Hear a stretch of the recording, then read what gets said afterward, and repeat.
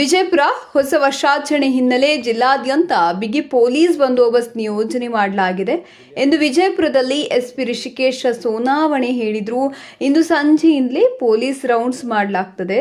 ಕೆಲವೆಡೆ ಒಳಾಂಗಣ ಕಾರ್ಯಕ್ರಮ ಆಯೋಜನೆ ಮಾಡಲಾಗಿದೆ.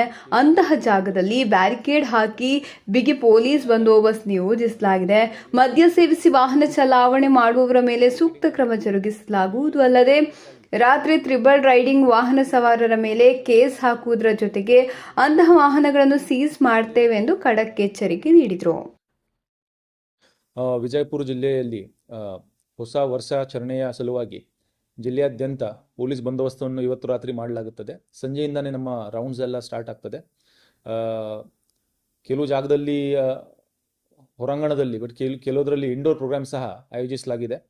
ಅಂತ ಎಲ್ಲ ಜಾಗಗಳಲ್ಲಿ ನಾವು ರಸ್ತೆಯಲ್ಲಿ ಆಗಲಿ ಅಥವಾ ಬೇರೆ ಬೇರೆ ಜಾಗದಲ್ಲಿ ಆಗಲಿ ಐಡೆಂಟಿಫೈ ಮಾಡಿ ಬ್ಯಾರಿಕೇಡಿಂಗ್ ಎಲ್ಲ ಮಾಡಿರ್ತೀವಿ. ಅಲ್ಲಿ ಕಟ್ಟುನಿಟ್ಟಾಗಿ ಡ್ರಂಕ್ ಅಂಡ್ ಡ್ರೈವಿಂಗ್ ಕೇಸಸ್, ಕುಡಿದು ಬಿಟ್ಟು ವಾಹನ ಚಾಲನೆ ಮಾಡುವವರ ಮೇಲೆ ಕಟ್ಟುನಿಟ್ಟಿನ ಕ್ರಮ ಜರುಗಿಸಲಾಗುತ್ತದೆ. ಅದೇ ರೀತಿ ರಾತ್ರಿ ಹೊತ್ತಿಗೆ ಟ್ರಿಪಲ್ ರೈಡಿಂಗ್ ಮಾಡುವುದು, 3-4 ಜನ ಒಂದು ಗಾಡಿಯಲ್ಲಿ ಕೂತ್ಕೊಂಡು ಹೋಗುವುದು ಅಂಥ ಸಂದರ್ಭದಲ್ಲಿ ಅವರ ಮೇಲೆ ಸಹ ಟ್ರಾಫಿಕ್ ಕೇಸಸನ್ನು ಮಾಡಲಾಗುತ್ತದೆ ಮತ್ತು ಅಂಥ ಗಾಡಿಗಳನ್ನು ನಾವು ಸೀಸ್ ಮಾಡ್ತೀವಿ.